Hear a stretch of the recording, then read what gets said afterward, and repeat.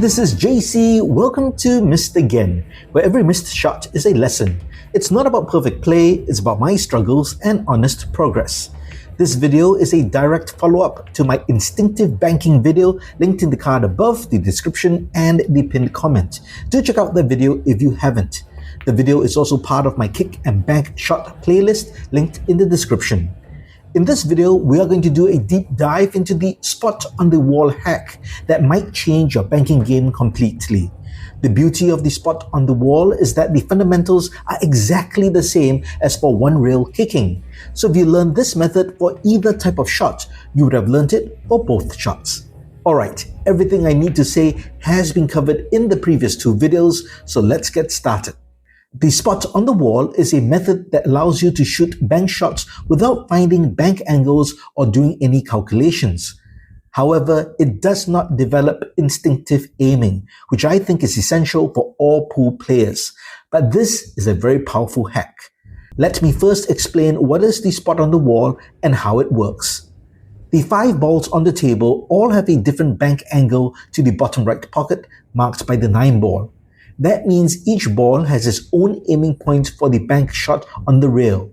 Believe it or not, the aiming lines of all these shots will converge to the same point a distance away. Let me illustrate with 5 cues. As you can see, if you extend the shooting lines of all 5 balls past the table, they all converge towards the same point. In my case, I've placed a stool to mark the position. The exact position is the back right corner of the stool. This is the converging point of all the shooting lines and is also referred to the spot on the wall. Let me put a red light in place so you can see the exact converging point. In practice, you will have to find a spot in the distance, at least 5 feet or 1.5 meters away from the table that you can identify as the converging point. It can be a stool, the edge or leg of a table, or a mark on a wall. Just choose a permanent object that will not be moved. In this pool hall, I actually count the pleats on the curtain. The principle is that if you aim to shoot a ball to this converging point from almost anywhere on the table, it will hit the cushion and rebound to the corner pocket. The question is how to find this converging point. The key is to first find the right track line for a corner pocket. Each corner pocket has actually 2 converging points that can be used to shoot at from anywhere on the table. In this case, the first converging point covers any spot on the table to the left of the red dotted line. I will demonstrate how to find the track line to the bottom corner pocket to my right. Find the shot angle that will deliver the cue ball from the diamond in the side pocket, off the top rail, and to the diamond in the target corner pocket. For most tables, the aiming point for this track line will be the second diamond on the top rail, because angle in equals angle out. If I shoot directly at this aiming point with a medium stroke with no side spin, the cue ball should kick off the rail and go straight into the corner pocket. This is the confirmed track line for this corner pocket. In practice, if possible, before a game during practice or warm-up, go around the table to check your track lines for each corner pocket. Note if you have to aim for the second diamond or make an adjustment. You do not need to identify the spot on the wall for each pocket. You just need to know the track line for each.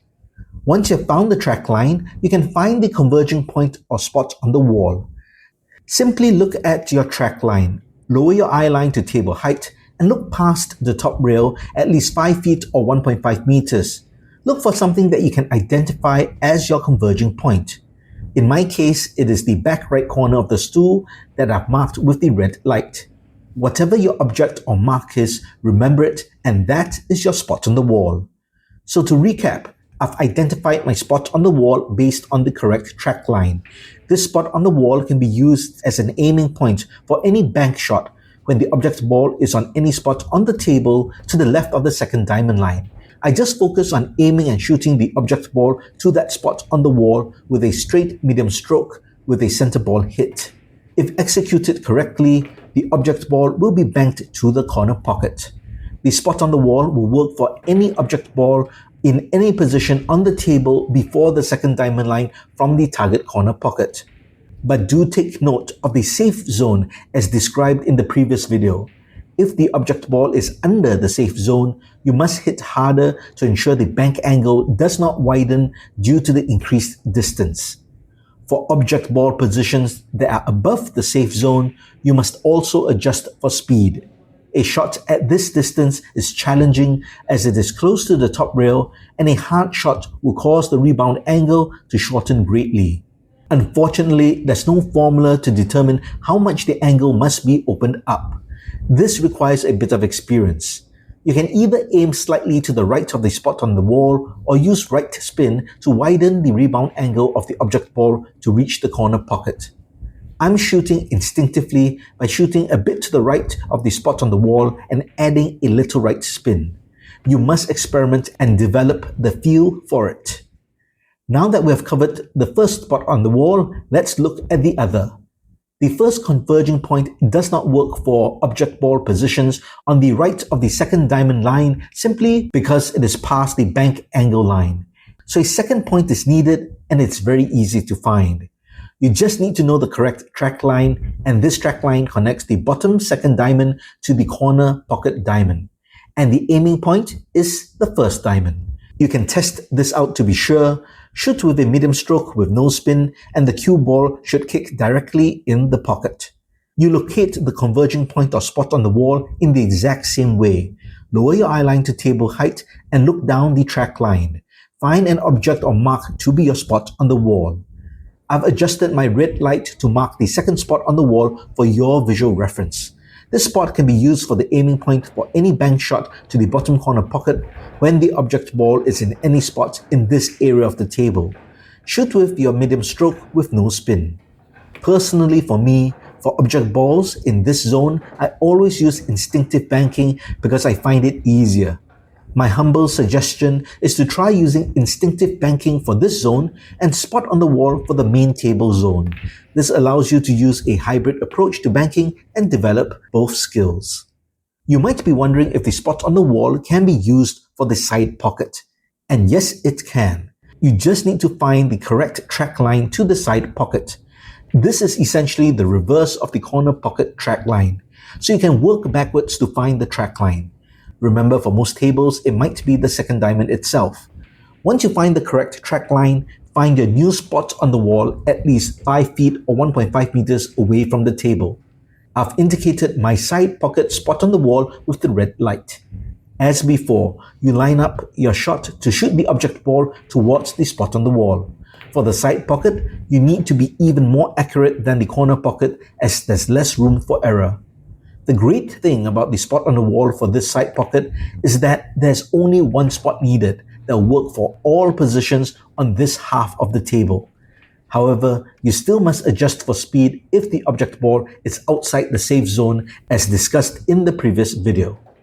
Now let's talk about the real-world application of using both instinctive aiming and the spot on the wall method during a game. Here's an example of 8 ball, where you need to make the game-winning bank shot on the 8 ball. For instinctive banking, visualize the isosceles triangle to get your aiming point on the rail. Shoot with your medium stroke or adjust as needed to bank in the ball. For spot on the wall, in practice, you do not need to locate the spot on the wall for each pocket before the game. You just need to test out the track lines. If there's no opportunity to test the track lines, you just have to use the second diamond and hope for the best.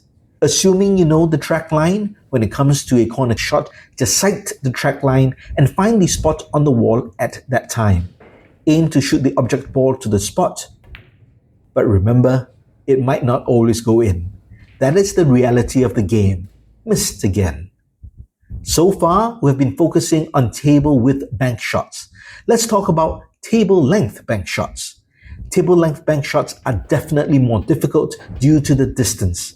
There's more table space for things to go wrong. The effects of cue ball and object ball interaction are also amplified over a longer distance. You can use the angle in, angle out method to determine the aiming point for the bank shot, but this can be hard due to the distance. It is very easy to make a small misjudgment that results in a miss. For table length bank shots, I recommend the spot on the wall hack. The way to use it is to use the track line to find the spot on the wall for the corner bottom pocket. I can shorten the process and let you know that the track line runs from one bottom corner pocket up the rail and back down to the other bottom corner pocket. The aiming point is easy as it is the center diamond on the top rail. Look down this track line and identify your spot on the wall at least 5 feet or 1.5 meters away from the edge of the table. Let's change the camera angle so you can see my spot on the wall that I've indicated with the red light for your visual reference. Like table width, corner kick and bank shots, table length bank shots also have two spot on the wall's converging points. The first point is for object ball positions on the left half of the table. In concept, if you shoot the object ball to the spot on the wall in any position in this half of the table, you will bank it into the bottom right corner pocket. Once again, when the object ball is nearer the top rail, you must adjust for increased speed, otherwise the object ball will come up short. So use side spin or shift your aiming point to the right of the spot. For shots from the other side of the table nearer the target corner pocket, another track line and spot on the wall are needed. For this half of the table, the track line is from the bottom center diamond to the bottom corner pocket, and the aiming point is the first diamond on the top rail. Identify the spot on the wall for this new track line. I'll adjust the red light to indicate my second spot on the wall. Like before, you can use this spot as an aiming point for any corner pocket bank shot when the object ball is in any position in this half of the table. Shoot with your medium stroke with no spin. For the sake of completeness, I'll discuss a table length bank shot to the side pocket. Honestly, I've never even attempted the shot before since there are usually other options available in a game. But I will try it for this video to demonstrate the conceptual planning and execution of the shot. As I'll be using instinctive banking for this shot, I must visualize the isosceles triangle and find the aiming point on the rail. I aim at the aiming point and focus on my fundamentals to deliver a smooth straight stroke. Instincts tell me to hit low on the cue ball with a touch of left English. I cannot tell you why, but I just do it. Honestly, I'm as impressed as you guys are. This was my first attempt. It goes to show that strong fundamentals paired with good technique can deliver results even for shots that you may not have tried before, but it helps to have a bit of luck too. Well, that's it for this video. I hope that my journey of refining the spots on the wall method for one rail bank shots has been useful to you. Personally, I rely on instinctive aiming for all half-table bank shots, but for full table shots, whether lengthwise or widthwise, I do use the spot on the wall. So it is a hybrid approach, depending on the shot presented. Don't miss out on my other videos in this series on instinctive banking and kicking linked in the playlist in the description. If you liked this video, please give it a thumbs up and share the video. If you like my content and would like to support the channel, check out the brand new Missed Again merchandise and more. So check out the link in the description or go to missedagainpool.com and buy gifts for yourself or loved ones. Every missed shot makes us better, so let's grow together. My name is JC. Try not to miss again.